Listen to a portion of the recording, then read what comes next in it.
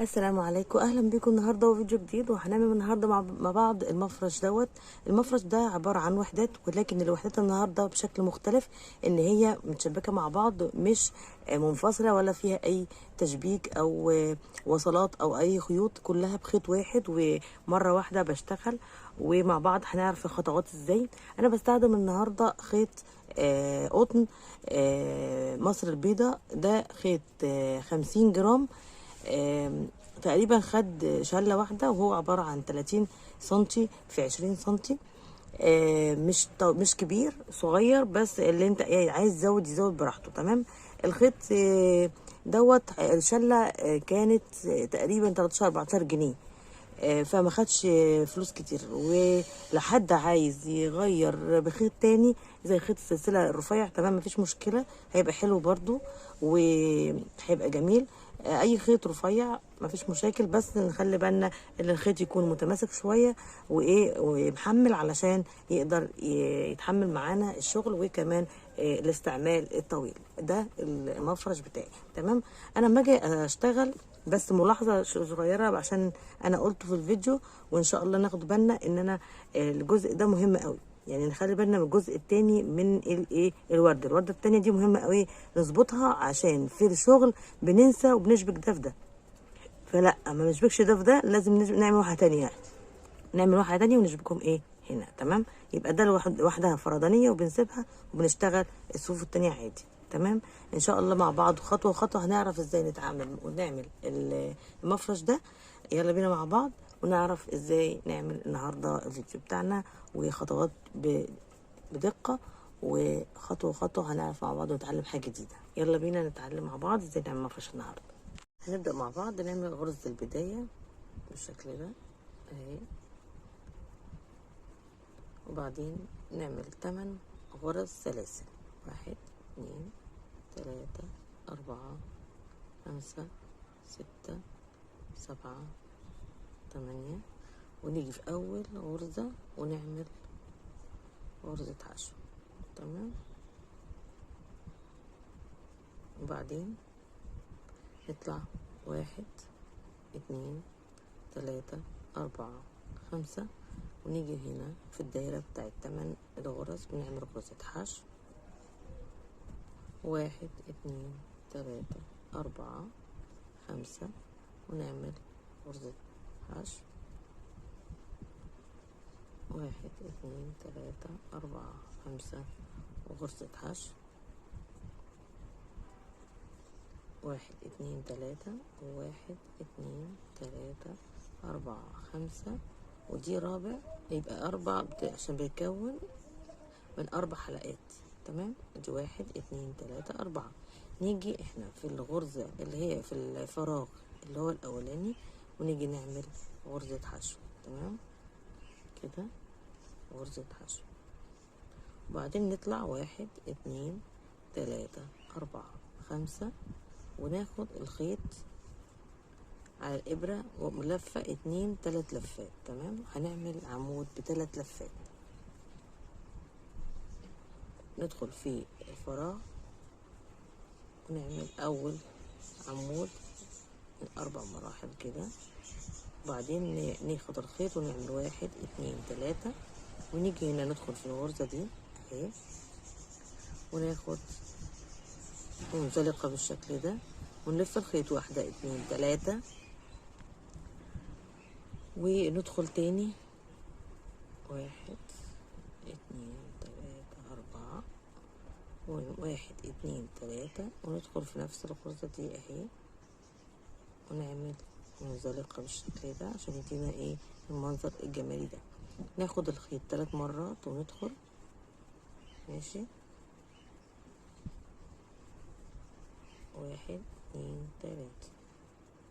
تمام بالشكل ده اهو. انا كده خلصت الجزء الاولاني، وباجي في اخر مرحله انا بعمل 6 عواميد. 1 2 3 4 5 6. 6 عواميد. 1 2 3 4 5 6. والعمود الاولاني 5 سلاسل السابع، والعمود ده هعمله برضو 5 سلاسل. 1 2 3 4 5. يبقى يمين وشمال 5. واجي في نفس المكان هنا وفي نفس الدايرة اعمل غرزة حشو. باجي في الدايرة اللي وراها وباجي اعمل غرزة حشو واطلع 1 2 3 4 5، وباخد الخيط 3 مرات وادخل في نفس المكان واعمل نفس الشغل بتاعي كده. 1 2 3.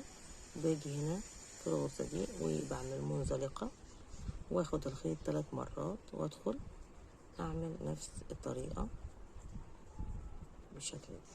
تمام. 1 2 3. تمام. انا هعمل 3 دواير، 1 2 و3 هعملهم وارجع لكم تاني. انا كده عملت الثلاث 3 وحدات اهي، 3 دواير اللي هي حوالين الدايره اللي في النص، عملت 3 بنفس الطريقه دي اهي معايا. تمام. باجي في اخر جزء هنا اللي عملت هنا 6 وهنا 7، والتامن معايا بعمله ازاي؟ بجيب الخيط 3 لفات كده وبدخل هنا وبعمل 1 2 3 4. خلاص كده. لا ببتدي اعمل 14 غرزة السلسلة. 1 2 3 4 5 6 7 8 9 10 11 12 13 14. بعمل 14 غرزة سلسلة وباجي هنا بعد 1 2 3 4 5 6 7 في 8 بدخل اعمل غرزة حشو. تمام. عشان ابدا اعمل الدايره الجديده بتاعه الورده دي. عملت غرزه حشو وباجي هنا باجي في الدايره واعمل غرزه حشو بالشكل ده، قصدي بقفل الدايره وبعمل غرزه حشو كده وبطلع 1 2 3 4 5 وباجي في الدايره هنا واقفل بحشو 1 2 3 4 5 وفي الدايرة برضو بعمل غرزة حشو 1 2 3 4 5 في الدايرة هنا بعمل غرزة حشو بس بضيق الخيط عشان يوسع معايا اهي غرزة حشو. تمام كده. 1 2 3 1 2 3 4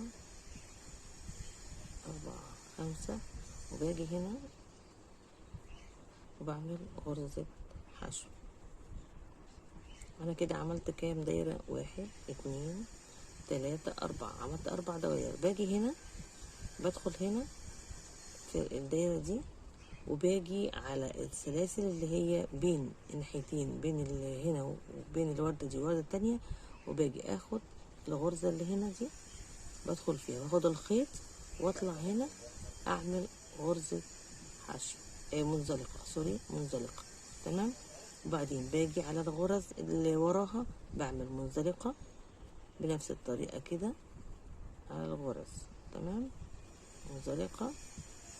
منزلقة وباجي على الغرزة ديت اهي، دي الغرزة اهي دخلت فيها بالشكل ده، عملت منزلقة وبعدين جيت خدت الخيط 3 مرات بالشكل ده وجيت على الدايرة الجديدة اهي في العمود اللي هو فراغ اللي انا بشتغل فيه، عملت فيه اول غرزة حشو بعمل فيه الوردة بتاعتي بكملها بالشكل ده. بطلع 3 1 2 3 وبدخل هنا بعمل منزلقة بالشكل ده، باخد الخيط 3 مرات 3 وادخل كده واعمل نفس الخطوات بتاعت الوردة الاولانية وبدخل بالشكل ده 3 مرات برضو وادخل بالشكل ده 1 2 3 بدخل اعمل منزلقة واخد الخيط 3 مرات وادخل اعمل نفس النظام بتاع الوردة الاولانية اهو 1 2 3 بدخل هنا منزلقة اتنين تلاتة، واحد اتنين تلاتة أربعة. أنا عملت واحد اتنين تلاتة أربعة، واحد اتنين تلاتة كده 5. فاضل لي عمود واحد اللي هو الأساسي، وبعد كده أعمل النهاية. واحد اتنين تلاتة أربعة، واحد اتنين تلاتة. وبعدين دخلت هنا اهي وعملت منزلقة بالشكل ده. جيت هنا عديتهم، واحد اتنين تلاتة أربعة خمسة ستة اللي هما من جوه 6، وهنا أول واحد 7، والأخراني نعمل واحد اتنين تلاتة أربعة 5. واجي هنا واعمل غرزة حشو بالشكل ده في نفس المكان بتاع العواميد بتاعتي. باجي في المكان اللي جنبه واعمل غرزة حشو، وابدأ برضو اعمل 5 غرز، واحد اتنين تلاتة أربعة 5. لف الخيط 3 مرات بالشكل ده، وادخل في نفس الدايرة واعمل العواميد بتاعتي زي المرة اللي فاتت. واحد اتنين تلاتة، وبدخل في الغرزة ديت وبعمل كده، بعمل اتنين تلاتة، بعمل نفس الخطوات لغاية الآخر هوريها لكم. تمام، واحد اتنين تلاتة. هكمل واجيلكم كده. عملت ادي واحد واتنين، وجيت هنا خدت اخر عمود معايا بلفه، مش بعمله 5 غرز، لا بلفه بالشكل ده 3 مرات. وبعدين بدخل بعمل واحد اتنين تلاتة أربعة العمود بتاعي، وبعدين ببدأ أعمل تاني 14. واحد اتنين تلاتة أربعة 5 6 7 8 9 10 11 12 13 14. 14 الغرزة بتاعتي بتاعت السلسلة عشان أبدأ أعمل الوردة الجديدة. واحد اتنين تلاتة أربعة 5 6 7 8، وبعمل غرزة حشو بالشكل ده. تمام، وببدأ أعمل واحد اتنين تلاتة أربعة 5، وفي الجزء دوت الناحية التانية بعمل غرزة حشو. تمام، 3 4 5 بعمل غرزة حشو.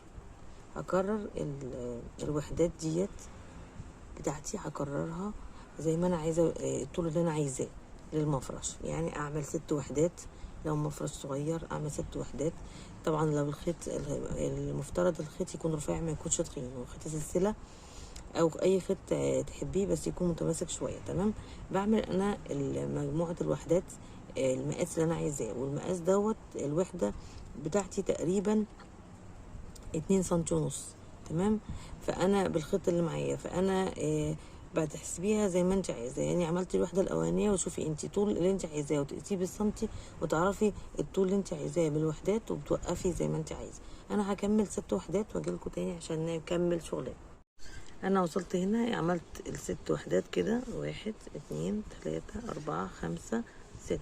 عملت 6 وحدات كرقم معقول يعني، ومقاس مظبوط بالنسبة لأي حد فينا عايز يزود.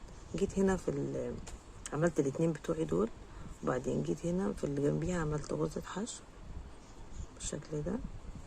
قطعت 5 وخدت الغرزة بتاعتي على 3 مرات كده. عملت عمود ب3 لفات، 3 1 2 3 بالشكل ده. هعمل زي ما عملت هنا الاتنين دول، هعمل الاتنين دول برضو بنفس الطريقة وارجع لكم تاني. وصلت هنا لاخر واحد وبعمل 3 بالشكل ده، وبدخل هنا. تمام، وباخد بعمل 3 بالشكل ده تاني، وباجي هنا انا عملت ال4 بتوعي 4 وردات، وباجي هنا في الوردة اللي وراها في الجزء ده وبعمل العمود بتاعي. ماشي، 1 2 3 بدخل كده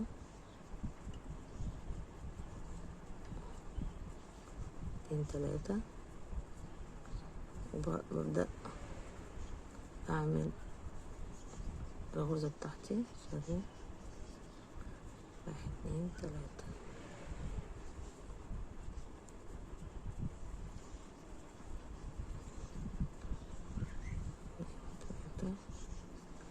بالشكل ده. برضو بكمل بقى اهي، بكمل انا لغاية باقي الايه الوحدات تحت الفضلة اهي. دي الطريقة انا بعمل كده، وبكمل بقية الوحدات اللي تحت هنا لغاية ما اوصل لايه الوحدة اللي فيها 3 هنا اللي هي الاواني. كده عملت الوحدات اللي انا قلت لكم عليها، ورجعت تاني مشيت الاتنينات، وفي الاخر رجعت تاني عملت الاتنينات التانيين، ووصلت للمرحله دي اللي هي ايه في الورده الاولانيه، وعملت ايه اللي فاضله اللي كانت فيه ناحيه فاضله من الاربعه عملتهم تمام. هبدا اعمل الايه الوردات التانية اللي هشبكها في المفرش. بطلع واحد اتنين تلاتة أربعة خمسة ستة سبعة تمانية تسعة عشرة حداشر اتناشر تلاتاشر أربعتاشر تمام. باجي أعد واحد اتنين تلاتة أربعة خمسة ستة سبعة تمانية، وأعمل كده غرزة حشو، وبعدين بطلع واحد اتنين تلاتة أربعة خمسة، وباجي هنا وبعمل غرزة حشو حوالين الدايرة، بعمل واحد اتنين تلاتة أربعة خمسة، في الدايرة بعمل غرزة حشو واحد اتنين تلاتة أربعة خمسة، وفي الدايرة بعمل غرزة حشو واحد اتنين تلاتة أربعة خمسة، وفي الدايرة هنا بعمل غرزة حشو بحيث أنا أعمل أربع خمسات بالشكل ده. أدي واحد اتنين تلاتة أربع فراغات. بدخل في الدايرة الأولانية زي ما اتعلمنا قبل كده تمام، وباجي في الجزء اللي هو السلاسل، وباخد السلسلة الأولانية دي وبعمل هنا غرزة حشو، وبعدين باجي اخد السلاسل اللي فاضلة وبعمل لها منزلقة كده تمام.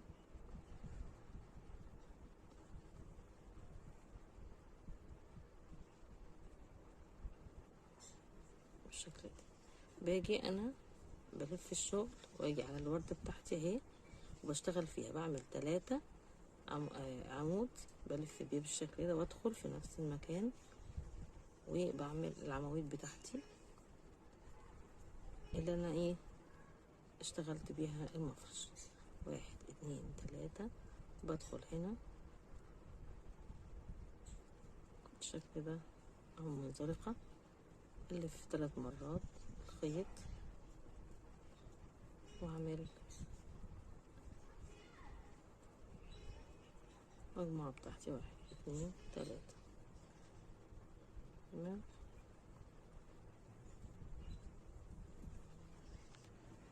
انا عملت هنا واحد اتنين تلاتة أربعة خمسة ستة، عملت الستة بتوعي. طبعا العمود الاولاني ثابت والستة بتوعي عملتهم. باجي انا كده عملت الوحدات بتاعتي اللي هي الستة اللي هم المقاس اللي انا حاولت اعمله بالتقريب يعني، وبعدين بدأت اعمل الصف التاني اللي هم هيبقوا هنعلى بيهم تمام. ببقى بعمل انا 14 غرزة السلسلة زي ما انتم شايفين كده، وبعدين باجي في الغرزة التامنة واحد اتنين تلاتة أربعة خمسة ستة سبعة تمانية، واللي متابع معايا عارف ان انا كل مرة بعمل 8 في الغرزة التامنة بعمل غرزة حشو واحد اتنين تلاتة أربعة خمسة، وبعمل بلف كده وبدخلها واحد اتنين تلاتة أربعة خمسة، وبدخل وأعمل غرزة حشو واحد اتنين تلاتة أربعة خمسة، غرزة حشو، 1 2 3 4 5 غرزة حشو. كده عملنا 4. جينا دخلنا في اول واحدة وخدنا احنا عملنا سلاسل 5. جينا دخلنا وعملنا غرزة حشو الاولانية، وبعد كده عملنا منزلقة بالشكل ده. تمام، دخلنا على الغرز اللي عملناها اللي فاضلة وعملناهم منزلقة بالشكل ده. تمام،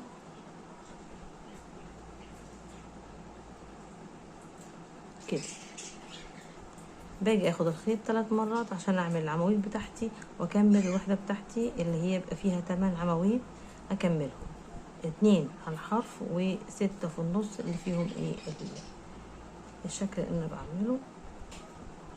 1 2 3 وبدخل هنا وبعمل غرزة حشو بالشكل ده، منزلقة قصدي كده اهي. 1 2 3 بالشكل ده. بكمل انا عملت ال6 بتوعي دول، وبعدين وهنا السابع جيت هنا سبت الخيط بالشكل ده. شايفين انا عملت ايه دلوقتي؟ عملت 2 بنفس الايه، هنا واحدة وهنا واحدة. جيت هنا خدت الغرزة كده ودخلت بالخيط بالشكل ده. تمام، وعملت غرزة 1 2 3 4 5. وجيت هنا دخلت في العمود هنا، دخلته وحسبته العمود الثامن بتاعي. تمام، عملت غرزة حشو وجيت في الغرزة اللي وراها عملت غرزة حشو. تمام، وعملت 1 2 3 4 5.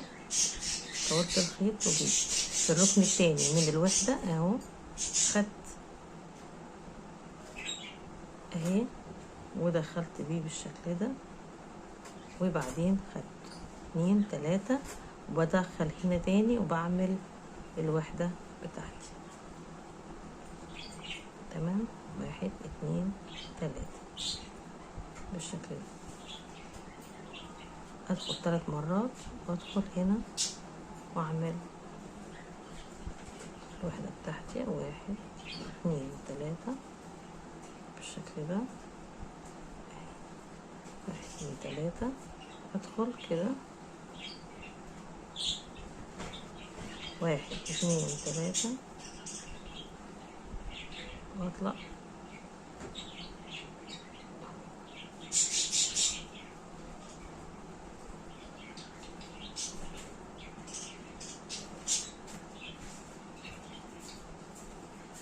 1 2 3 4.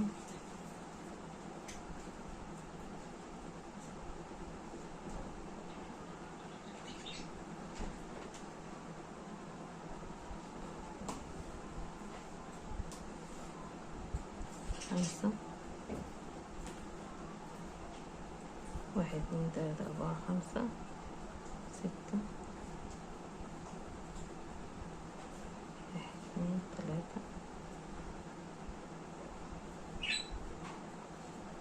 3 وده السابع 1. كده هبدأ اعمل الايه 14 غرزة سلسلة 2 3 4 5 6 7 8 9 10 11 12 13 14. انا كده هبدأ اعمل الوحدات اهي بالشكل ده، وهبدأ اكمل تاني وهبدأ اشتغل بنفس النظام اللي كنت شغالة بيه، وارجع تاني اعمل نفس النظام ده ونفس الوحدات دي ارجع اشتغل بيها لغاية اخر السطر. هكمل انا وارجع لكم. انا كده خلصت الدور الاولاني بالطريقة اللي وريتها لكم، وبعد كده عملت الدور دوت. تمام، انا ببدا بعد كده بعمل الادوار اللي انا عايزاها، يعني بعمل عدد اللي انا عايزاه للمفرش، والطول اللي انا عايزاه. بعد كده بكرر وهوريكم الشكل النهائي للمفرش. انا كده خلصت المفرش بتاعي زي ما احنا شايفين. ادي 1 2 3 و4، ومن كل الاتجاهات دي الاتجاه الاول بتاعها اهو. بعد كده 1 2 3 4، هنا 5. تمام. وده السادس. انا كنت بمشي كده. تمام، بمشي كده بالاتجاه ده، بمشي وانا من الشمال لليمين. فانا بمشي بعمل اول واحده. دي ملاحظه مهمه جدا، ان انا بعمل في الدور دوت بعمل واحده بس، وبعدين بعمل واحده تانية. يعني بعمل الجزء دوت اللي هي الجزء ده، بعد كده بعمل الجزء دوت التاني واحده تانية كمان، وببدا اشتغل واشبكهم في بعض. يعني الجزء دوت بيبقى فيه واحده بس، وانا بشتغل بيبقى فيه واحده، وبعدين بسيبها وبعمل الورده التانية، وبشبك الاتنين دول مع الوردة التانية. تمام، عشان ديت هشبكها في الاخر هنا مع بعضهم. هنا هكمل هنا في الفرع الاخراني، الجزء ده الاخراني من المفرش. فانا دي مهمة قوي، عشان ممكن تتلخبطي وتشبكيه هنا، لا ما ينفعش. دي تبع الاولانية. الجزء الاولاني اللي انا بعمله، اول حاجة بعمله بعد ما اقفل دي، بدخل كده. اول حاجة بعملها في الفرع التاني او الجزء التاني من دي الوردة الاولانية، الصف الاولاني. الصف التاني بعمل واحده، وبعدين بعمل التانية بعملها واشبك هنا، واعمل التالتة واشبك هنا، وامشي بنفس النمط. وبعد كده بعمل الادوار التانية. كل مره بطلع بواحده بس اهي، وبعمل اشبك التانيين مع الورده التانية. يعني الورده الاولانيه بعملها فرد واحده، وبعد كده التانيين بشبكهم، ببدا اشبكهم. تمام. هي دي الملاحظه المهمه اللي انا قلتها. بعد كده انا باجي هنا في الاخر بالشكل ده، ببدا اقفل بقى الجزء دوت من الورده، وبعمل الوحدتين الفاضلين. يعني هم 4 وحدات في الورده، 1 2 و3 و4. بجيب الورب كده بالافقي، وبعمله من الناحيه التانية